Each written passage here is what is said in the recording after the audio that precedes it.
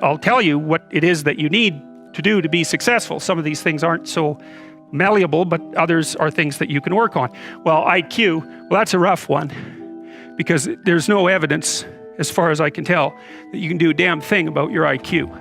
I was just reading a paper by Dan Simon today. It's a relatively recent review. Dan Simon did the invisible gorilla stuff, and he was looking, because there's all these companies that claim that these online brain training exercises can produce cognitive improvements, and he reviewed the literature again. And I've reviewed that literature like 6 times in the last 15 years because I keep hoping that someone will crack the problem, but it's always the same answer. It's like, you do brain training games, you get better at the game, a lot better at that game. You get slightly better at similar games, but distal games that are still heavily cognitively loaded doesn't affect your performance at all. Zero, none.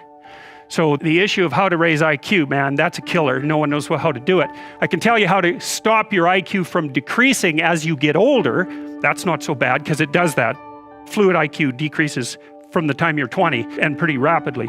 It's physical health is the best preventative. So exercise, physical exercise. Weirdly enough, you'd think, well, why? Your brain uses oxygen like mad, right? And it needs to be kept clean and well oxygenated. And physical exercise, both like weightlifting, so anaerobic and aerobic exercise, both seem to be very, very effective at staving off cognitive declines across the lifespan.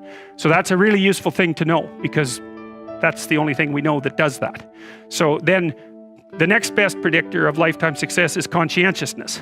And of the 2 aspects of conscientiousness, say orderliness and industriousness, the better predictor is industriousness. So the question is, what can you do about your industriousness? And the answer to that is, that's kind of rough too, because there's a strong genetic component.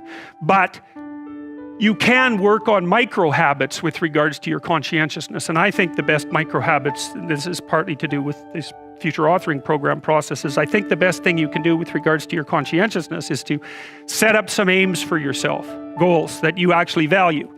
And the future authoring program helps people do that. And basically, it helps you do a situational analysis of your life more than a psychological analysis, I would say. And so the questions are something like, you're going to have to put some effort into your life. And you need to be motivated to do that. And so what are the potential sources of motivation? You could think about them in the big 5 manner. If you're extroverted, you want friends. If you're agreeable, you want an intimate relationship. If you're disagreeable, you want to win competitions. If you're open, you want to engage in creative activity. If you're high neuroticism, you want security. Okay, so those are all sources of potential motivation that you could draw on, that you could tailor to your own personality. But then there are dimensions that you want to consider your life across. And so we ask people about, well, if you could have your life the way you wanted it in 3 to 5 years, if you were taking care of yourself properly, what would you want from your friendships? What would you want from your intimate relationship? How would you like to structure your family? What do you want for your career? How are you going to use your time outside of your job?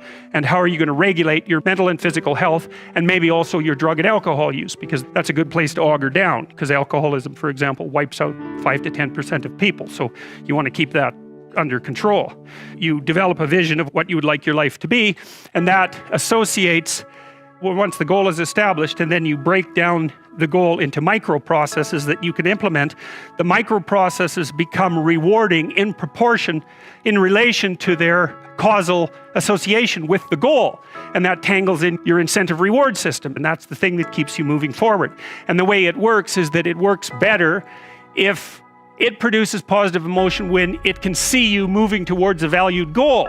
Okay, well, what's the implication of that?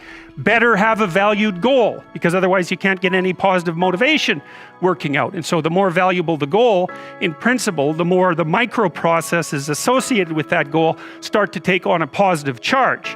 And so what that means is, well, you get up in the morning and you're excited about the day, you're ready to go. And so as far as I can tell, what you do is you specify your long-term ideal.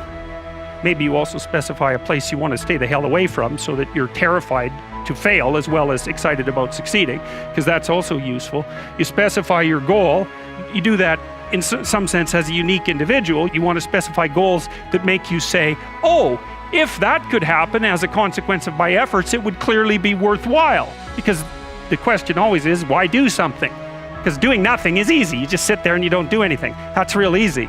The question is, why would you ever do anything? And the answer to that has to be because you've determined by some means that it's worthwhile. And then the next question might be, well, where should you look for worthwhile things? And one would be, well, you could consult your own temperament. And the other would be, look at what it is that people accrue that's valuable across the lifespan. So you do a structural analysis of the subcomponents of human existence, and I already did that. You need a family, you need friends. Like, you don't need to have all these things, but you better have most of them. Family, friends, career, educational goals, plans for time outside of work, attention to your mental and physical health, etc. That's what life is about. And if you don't have any of those things, well, then all you've got left is misery and suffering. That's a bad deal for you.